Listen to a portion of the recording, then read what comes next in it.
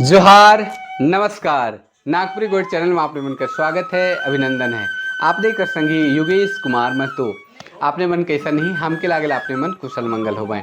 तो चलो करम कर दिन निचका जाए है, करम कर दिन आ जाए है और करम कर थोड़ा सा चर्चा करेला। आपने मन करम कथा भी पढ़ हो अब सुन हो अब तो हमार करम कथा कर वीडियो दूगो एगो ननका ननकी कर कहानी और एगो नॉर्मल जे करम कथा चलेला से डालल है यूट्यूब में। आपने मन के जाए के देख सके ना, बहुत सुंदर वीडियो है, कहानी है उकर में आपने मन कथा के सुन सके ना और देख सकन कि कैसन करम कर कथा है।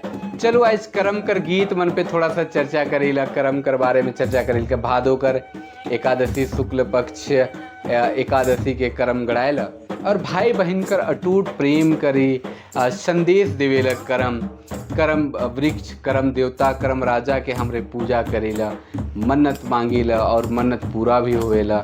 भाई अपन बहन ले, बहन अपन भाई ले, इतना प्रेम कर ये संदेश ही करम प्रकृति कर पर्व जहाँ हमरे प्रकृति से एकदम नजीक से जुड़े कर कोशिश करेला। करम कर ये आगमन हमरे कर सुख और समृद्धि कर प्रतीक भी है। के करम राजा से हमरे कर्म ही प्रधानता कर बात हमरे करे कहानी मन में सुने के लिए मिलेला, कथा मन में सुने के लिए मिलेला। और करम राजा कर बहुत ही मार्मिक कथा हमरे सुनेला पूजा पाठ करल कर बाद। करम हमरे कर एक ऐसा लोक उत्सव है जो झारखंड कर सामाजिक समरसता के दर्शाएला।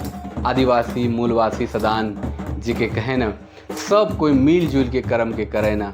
और करम कर जे धुन है, करम कर जे उत्सव है से कर में सराबोर हो जाए ना।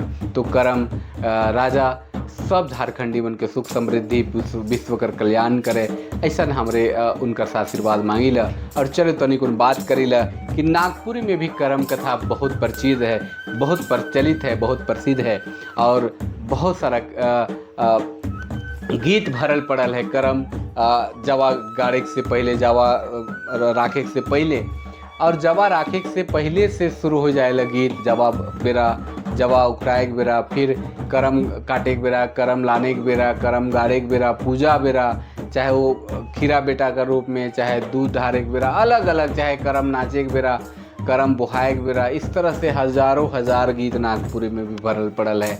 और